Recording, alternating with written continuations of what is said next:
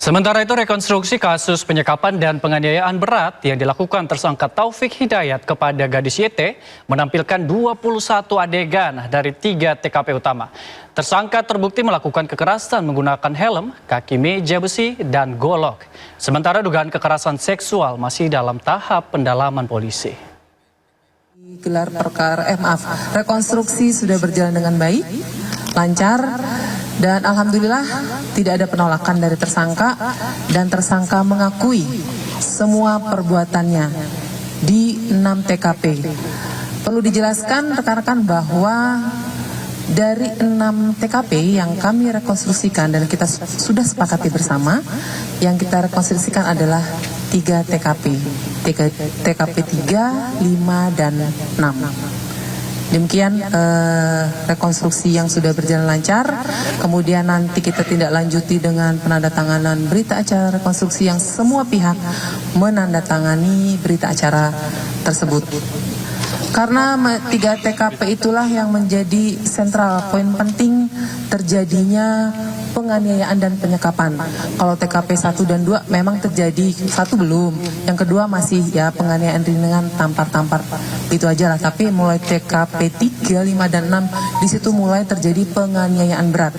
Kalau TKP 3 itu sudah mulai terjadi penyekapan sampai TKP terakhir di TKP 6. Total tadi 21 adegan. Ada rekonstruksi soal kekerasan seksualnya nggak?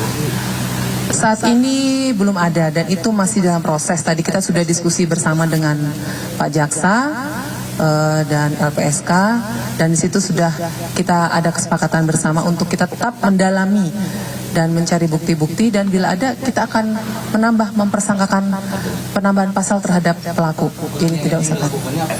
Di antaranya yang memukul dengan helm, kemudian dengan ada kaki meja itu besi yang TKP terakhir, kemudian ada dengan golok. Dan memang kan korban tidak terlampau mengingat ya karena ada kondisi buta, dia sih bilangnya dengan seperti benda tajam itu. Tapi dengan TKP yang kita temukan matching itu dengan meja yang ada kakinya besi. Jadi mukanya juga dipakai tangan kosong dengan telapak tangan di pelipis, itu dilakukan oleh. Pemirsa, sedikitnya ada 21 adegan proses rekonstruksi kasus dugaan penyekapan dan penganiayaan berat terhadap seorang perempuan berinisial YTR yang dilakukan tersangka Taufik Hidayat. Rekonstruksi melibatkan 6 tempat kejadian perkara dan dihadiri petugas Direktorat PPA Polda Jawa Barat, Jaksa Penuntut Umum, serta kuasa hukum kedua belah pihak.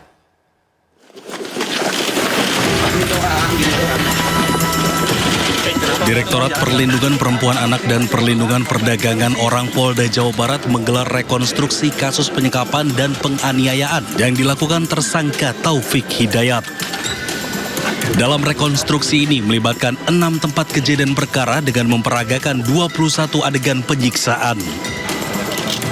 Tersangka memperagakan penyiksaan menggunakan bangku, helm, hingga benda tajam. Bahkan di TKP terakhir, tersangka berusaha mengobati korban karena takut korban meninggal dunia. Diharapkan usai dilakukannya proses rekonstruksi ini, penyidik Polda Jawa Barat bisa mengirimkan berkas tahap 1 kepada pihak Kejaksaan Tinggi Jawa Barat. Kemudian setelah rekonstruksi juga kami masih diskusi juga dengan teman-teman penyidik. Saya harap barangkali dalam tidak waktu yang lama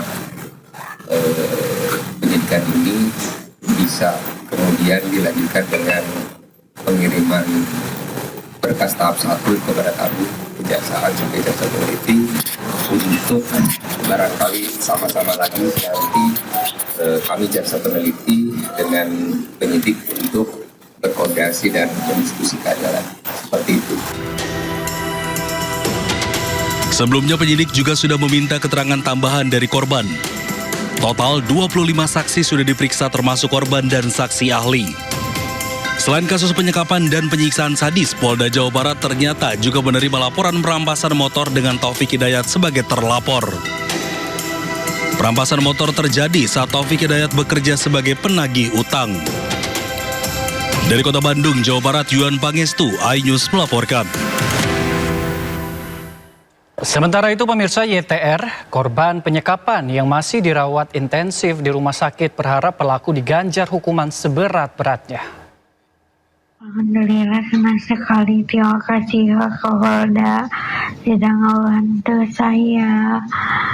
Saya jadi lebih senang lagi, saya lagi bahagia lagi, dan saya ini dia dihukum seberat mungkin, jadi yang ngerasain apa yang saya. Kita beralih ke informasi lainnya, pemirsa. Gubernur DKI Jakarta meninjau langsung proses pembangunan flyover Latu Menten di Jakarta Barat. Pemerintah Provinsi DKI Jakarta menargetkan proyek ini rampung pada 15 Desember 2026 untuk mengurai kemacetan dan meningkatkan keselamatan di kawasan perlintasan kereta api. Gubernur DKI Jakarta, Pramono Anung, meninjau pembangunan flyover Latu Menten di Jakarta Barat pada Kamis 2 Juli 2026. Proyek ini menjadi salah satu prioritas pemerintah Provinsi DKI Jakarta karena berada di titik kemacetan akibat perlintasan sebidang kereta api. Pramono menyebut pembangunan flyover menjadi prioritas setelah banyak menerima keluhan masyarakat terkait kemacetan di kawasan Grogol, Pluit, Slipi, dan sekitarnya. Hingga saat ini progres pembangunan telah mencapai 55,2% dengan nilai proyek sekitar 256 miliar rupiah dan ditargetkan selesai pada 15 Desember 2026. Flyover yang paling ditunggu di Jakarta. Karena apa? Di sini ini kalau dilihat pagi, sore, siang selalu kemacetannya tinggi sekali. Maka ketika saya mendapatkan usulan tentang flyover Latu Menten untuk segera dikerjakan, saya menyampaikan bahwa ini menjadi prioritas utama untuk mengurai kemacetan di daerah Grogol, Pluit, Slipi, dan sebagainya. Dan sekarang ini progresnya sudah 55,2%. Budgetnya 259 miliar rupiah. Ini salah satu proyek prioritas pemerintah DKI Jakarta yang saya harapkan akan bisa selesai tanggal 15 Desember.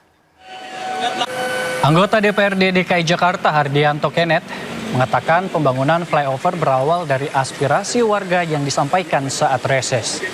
Menurutnya selain mengurai kemacetan, proyek ini juga diharapkan menekan risiko kecelakaan di perlintasan kereta api. Ia optimis kemacetan di kawasan tersebut dapat berkurang hingga 30-40%. Kehadiran flyover Latu Menten diharapkan meningkatkan kelancaran dan konektivitas transportasi di Jakarta Barat. Pertama kan saya buat reses. Jadi reses itu kan adalah acara serap aspirasi masyarakat. Nah saya ingat saya buat di belakang ini nih. Di belakang sini warga minta supaya ada flyover.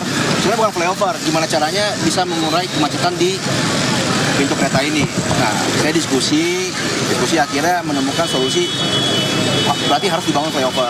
Nah, pada saat itu anggarannya nggak ada, 2024. Dari Dinas Bina Marga, mereka menyanggupi awalnya untuk membuat kajian dulu. Karena memang kan prosedurnya kan harus ada kajian dulu kan. Harus ada kajian dulu, jadi buat kajian dulu. Setelah itu baru masuk ke lelang fisik.